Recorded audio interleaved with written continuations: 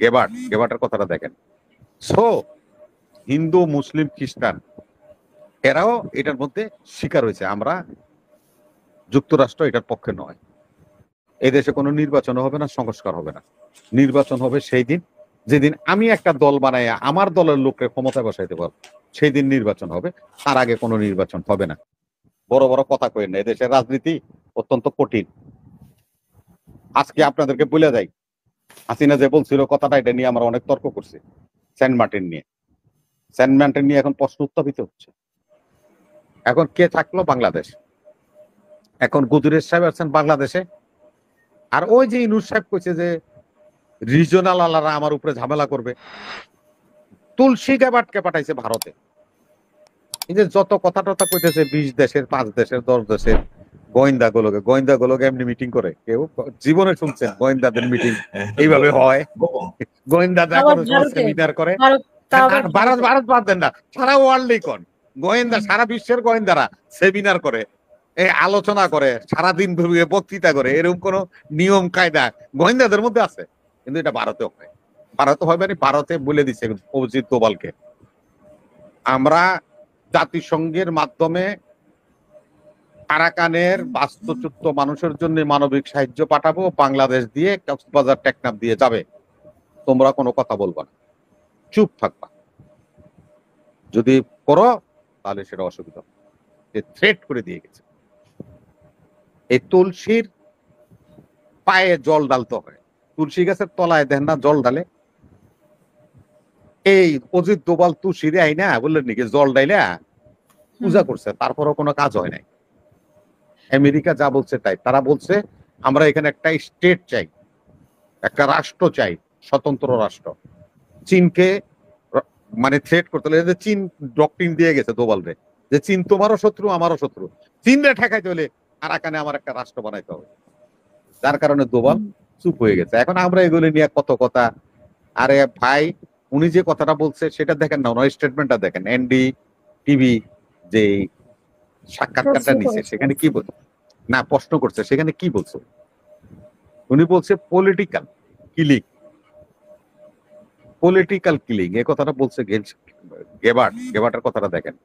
So Hindu, মুসলিম, খ্রিস্টান এরাও এটার মধ্যে শিকার হয়েছে। আমরা যুক্তরাষ্ট্র এটার পক্ষে নয়। এবং এই উদ্ধৃতিটা দেওয়ার সাথে সাথে আমাদের স্টেট, দ্যাট মিনস প্রধান উপদেষ্টা একটা স্টেটমেন্ট দিয়েছে। সে বলছে যে কয়টা সংখ্যালঘুদের উপর নির্যাতনের কথা বলছে সেগুলি সব রাজনৈতিক। আপনাকে আমি একটা ছোট্ট কথা বলি, যে নারায়ণগঞ্জ আমি যেখানে বসে আছি, এই জেলার 2টা লোকের নাম বলি আমি, বিখ্যাত।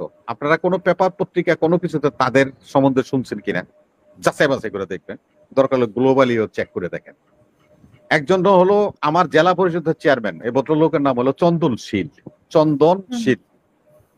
তার বাড়ি অক্ষত আছে, সে নিজেও আছে। আরেকজন লোক হলো নারায়ণগঞ্জ জেলা আওয়ামী লীগের সেক্রেটারি এবং আমাদের নারায়ণগঞ্জ উকিল লাইব্রেরি বা বার যেটা কই আমরা, আইনজীবী সমিতি, সেটারও উনি একসময় সভাপতি ছিলেন। উনি হলেন নারায়ণগঞ্জ মহানগর আওয়ামী লীগের সেক্রেটারি অ্যাডভোকেট খোকন শাহ। কেউ পাথর তো দূরে থাকে, একটা বর্ষায় গোলাপ সিরা মনের আনন্দে তার বাড়িতে মারছে, এমন একটা ফুটেজ দেখাইতে পারবে কিনা? তাহলে কিসের সংখ্যালঘুদের উপর অত্যাচার হচ্ছে? এগুলি শুধু শুধু আমাদেরকে হেয় প্রতিপন্ন করার জন্যই দোভাল। আর এই যে আমাদের একটা লোফার জেনারেল আছে, আমাদের দেশের উপদেষ্টা ছিল তারেক সিদ্দিকী। এই 2 লোফার বৈশা হাসিনার সাথে এই সমস্ত চক্রান্ত করে, আরে ভাই আমি একটা স্বাধীন রাষ্ট্র, আপনি একটা স্বাধীন রাষ্ট্র, আমার দেশে আমি গোড়া মারলাম না গরু মারলাম, আপনার বাপের কি? নির্লজ্জ ভারতীয়দের শরম নাই, ওরা আমার বউয়ের ভাই, শালা, ওদের লজ্জা নাই। আজকে তুলসী গ্যাবার্টকে আমরা যদি প্রশ্ন করি, আপনি যে ভারতের নয়াদিল্লিতে বসে আছেন, নাগপুরে মুসলমানদের উপরে যে ঘর বাড়ি জ্বালিয়ে দিচ্ছে, রায়েট হচ্ছে, হাজার হাজার সংখ্যালঘুদেরকে মেরে ফেলছে, মসজিদ ঘর বাড়ি সবকিছু উৎখাত করে দিচ্ছে, আপনি তো নয়াদিল্লিতে বসে আছেন। তা আপনি সংখ্যালঘু, আমার দেশে হিন্দু সংখ্যালঘু হইলে মুসলমানরা তো হিন্দুস্তানের সংখ্যালঘু, তাদের ব্যাপারে আপনার বক্তব্য কি? তারা যদি প্রশ্ন করে তার উত্তর কি দিবে? তার উত্তর এইটা কইব যে এটা আমরা নিন্দা জানাই, কইব না? এটা 100 বার কইব। গ্লোবাল পলিটিক্স আমাদেরকে ওইটা নিয়ে চিন্তা করে লাভ নেই। রাষ্ট্রটাকে আমরা কোথায় নিয়ে যাচ্ছি সেটা নিয়ে চিন্তা করা উচিত। আজকে যে আমরা যে এই জন্যই আমি আপনাদেরকে বলছি, হ্যাঁ আমরা এই জন্যই বলছি, আপনার তো ইফতারের সময় দিতেছে, আমি এই জন্যই আমি আপা বললাম, হাসিনুর ভাই আছেন, উনি একজন সামরিক কর্মকর্তা, এই দেশে কোনো নির্বাচন হবে না, সংস্কার হবে না। নির্বাচন হবে সেই দিন যেদিন আমি একটা দল বানাই আমার দলের লোককে ক্ষমতায় বসাইতে পারবো, সেই দিন নির্বাচন হবে, তার আগে কোনো নির্বাচন হবে না। আমার নেতা তারেক রহমান যে কথা বলছে যে মিডিয়া ট্রায়াল শুরু হয়েছে, আপনারা মিডিয়ালারা যেভাবে বিএনপিকে নিয়ে কথা বলছেন সেটা যে যে সেই সূত্র ধরে আমি একটা কথা বলি, এনসিপি সম্পর্কে যেটা আসছে সোশ্যাল মিডিয়াতে আসছে, মূলধারার মিডিয়াতে না না না দেখেন, এখন আমি দেখেন সোশ্যাল মিডিয়াতে মূলধারায় নাই এবং তাদের মন্ত্রী পরিষদ এগুলি নিয়ে আলাপ নাই, কিন্তু বিএনপির ব্যাপারে লগে লগে তারা আলাপ হয়ে যেত। এখন আমার কথাটা হলো যে দেখেন আমাদের যে সমস্ত বন্ধুরা, আমি তো দেখি চ্যাট করি, তো আমি দেখি যে তারা কি কথা বলে, আমি ওগুলি শুনি। ওর সাথে 150 লোক নিয়োগ হয়েছে, আউটসোর্সিং মানে কি এটার অর্থই আমাদের লোকেরা বুঝে না। কিন্তু এটা নিয়ে কিন্তু বড় বড় হেডিং করে বলেন নাকি আপনার ইয়ে করে যে ফেক আইডি দিয়া এই লেখে কতটি, এগুলো চিনি তো আমি, টুপিএল কেমনে কেমনে যে লেখে এরা। এই আউটসোর্সিং অর্থটা কি? আউটসোর্সিং হলো এইটা হাসিনা তৈরি করছিল। কেন তৈরি করছিল? ছাত্রলীগ, যুবলীগ, আওয়ামী লীগের লোকজনকে চাকরি দেওয়ার জন্য।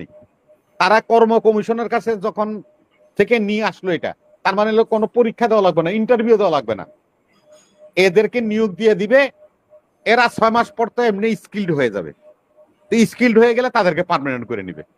এটাও একটা শুভঙ্করের ফাঁকি। যেই 1400-1500 ছেলে বুকের রক্ত দিয়েছে মেধার ভিত্তিতে, ওটা নয়, মেধার ভিত্তিতে নিয়োগ হবে, সেই মেধা এবং সে রক্তের সাথে এই এনসিপির নাহিদ এবং এরা এই রক্তের সাথে বেমানি করেছে। এই রক্তকে উপেক্ষা করে এই ওয়াসার আউটসোর্সিং লোক নিয়োগে সুপারিশ করেছে, মেধাকে প্রাধান্য দেয় নাই। যে কথা বলে ওরা আন্দোলনের কথা বলে মানুষকে রাস্তায় নামিয়েছিল, সেই কথা থেকে বরখেলাপ করেছে। ওরা হলো মুনাফেক, ওরা বিশ্বাসঘাতক। লেখেন আমার বিরুদ্ধে যত পারেন, কিন্তু আপনারা দেখেন, বিবেচনা করেন কোটাটা কি ছিল? মেধার ভিত্তিতে, মেধার ভিত্তিতে নিয়োগ হবে।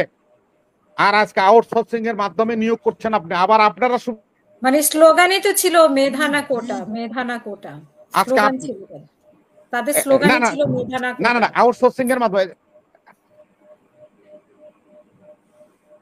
হলো আপনার নিয়োগ হবে, আর সেখানে আপনারা 150 লোককে নিয়োগ দিলেন আউটসোর্সিং এর মাধ্যমে, এবং আপনারা সুপারিশ করলেন। তাহলে আপনারা মেধার সাথে বেমানি করেছেন।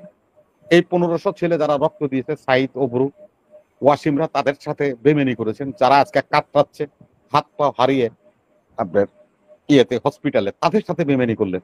আজকে আপনারা এখানে ফেসবুক নিয়ে লেখেন, আপনাদের লেখাওয়ালাদের সাথে আছেন না, আপনারা আসেন আমাদের সাথে ডিবেট করেন। এই ভাই 9050 টাকা 500 টাকা করে হলো একটা প্যাকেজ, ইফতারের প্যাকেজ। 1000 লোক রেখা হয়েছেন 1 কোটি টাকায়। এই 1 কোটি টাকা ওই ল্যাংরা আতুর কানা করে নিয়ে দিয়ে আসতেন। আপনারা বলে হেগো ভাই, আর হেগো রক্তের জন্য হাত পা হারানোর জন্য আপনি উপদেষ্টা হয়েছেন, আপনারা দল বানাইছেন। কই সেখানে নিয়ে টাকাটা দিয়ে আসতেন তাদেরকে হাতে হাতে করে, আনেন নাই তো। তা আপনারা কথা বলেন, আমরা সবাই আপনাদেরকে নিয়ে হই হুল্লা করি, হই হুল্লা করে লাভ নাই।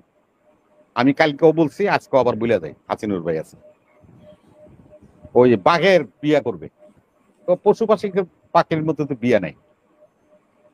তা এখন বাঘে কইছে যে না, আরেক বোনের বাঘিনীরে দেখে সে প্রেমে পড়ছে, আমি বিয়া করবো, মুরব্বী করে কইছে। এরা কথাবার্তা কইয়া এটা তো বিয়ার ডেট করছে। তখন বিয়ার চলনা যাইতেছে, চলনে তো তাদের সাথে কে যাবে? গরু মহিষ এরা তার চালানো যাবে না, এগুলো তো খাইয়া লাগবে। তো বাঘে বাঘে যাইতেছে, তখন বাঘের যে সর্দার পিছের দিকে তাকায় দেখে যে ছোট্ট একটা কি জানি বাঘের পিঠের উপরে ফালাইতেছে আর নাচতেছে। তখন ওরে ডাকছে, বলে এদিকে আয়। এই তুই কি? আমি ভাই আপনার আগে বাঘ ছিলাম। তো বাঘের আমি বাঘ ছিলাম ভাই, আমি তো এই কাম করে ভাই বিলে হয়ে গেছি। কি তো আমি বিয়ে করছি, বাঘের তে বিলে হয়ে গেছি। হয়তো নাস্তা কেন? কই যে আমার দলে আরেকজনের পামো, এর লেগে আমি খুশিতে নাচতাছি। ডক্টর ইউনূস সাহেব, এনসিপি যারা সব আছেন, সবাইরে বলি, বিয়া বইছেন, আসিলেন বাঘ, হয়ে গেছেন বিলাই, এখন পলাইবেন কেমনে? বাঘের পিঠের নামবেন কেমনে? এই চিন্তা করেন। বড় বড় কথা কইেন না, এদেশের রাজনীতি অত্যন্ত কঠিন। আজকে আপনাদেরকে বলে যাই, হাসিনা যে বলছিল কথাটা, এটা নিয়ে আমরা অনেক তর্ক করছি। সেন্ট মার্টিন নিয়ে এখন প্রশ্ন উত্থাপিত হচ্ছে, কারণ 30 কিলোমিটার দূরে হলো আকিয়া বন্দর। সে বন্দর চীন করেছে, সেই চীনের বন্দরের উপরে রাডার বসাইতে হলে, কন্ট্রোল করতে হলে সেন্ট মার্টিন দরকার। আর বার্মা অ্যাক্ট অনুযায়ী যদি এদেশে একটা খ্রিস্টান রাষ্ট্র তৈরি করতে হয় আমেরিকাকে, আর আমেরিকার বর্তমান প্রেসিডেন্ট তো বাইডেনের মতো না, অত্যন্ত কট্টরপন্থী লোক, সে তো কিছু শুনবো টুনবো না, সেইটা করবি। সেই জন্য অতি খুশি ও আনন্দিত হওয়ার কোনো কারণ নেই। বিএনপি ক্ষমতা আসলো না, তাতে কিচ্ছু আসে যায় না। বিএনপি লুটপাট করছে, অনেক কিছু করছে, সব ঠিক আছে। আপনারা যা করতেছেন সেগুলি দেখেন, হিসাবপত্র করেন। আমরা তো 2-4টা বলি, যে আমাদের ছাত্র আন্দোলন আর এক ভাই সমন্বয়ক, যুদ্ধকালীন সমন্বয়ক আর কি, সেও ভুলে গেল। শুনেন, আপনারা কম্পেয়ার করেন এরা কতটুকু ভালো মানুষ। আপনাদের সাথে তো আমি চ্যালেঞ্জ করছি, 5ই আগস্টের আগে বৈষম্য বিরোধী ছাত্র আন্দোলনে 158 জন সমন্বয়কের নামে যদি থানায়, তখন তো পুলিশ মামলা দিত, গাইবি মামলা দিত, কোন থানায় বা কোর্ট কাছারিতে 151 জন যে সমন্বয়ক আছে, তাদের একজনের নামে হাসিনার সরকার বা হাসিনার পুলিশ কোন থানায় মামলা করছে এমন একটা দেখাইতে পারলে আমার মুখে থুতু দিয়ে দিবেন। আমাদের অর্জন নিয়ে কথা বলবেন। রাজনীতি এত সোজা না। আসছেন রাজনীতির মাঠে, ওই যে বাঘ বিয়া করে বিলে হয়েছিল, আপনারা বাঘ আছিলেন ওই 5ই আগস্টে, এখন বিয়া করছেন, এখন বিলে হয়ে গেছে। রাজনীতি আমাদেরকে শিখাবেন না। ধন্যবাদ।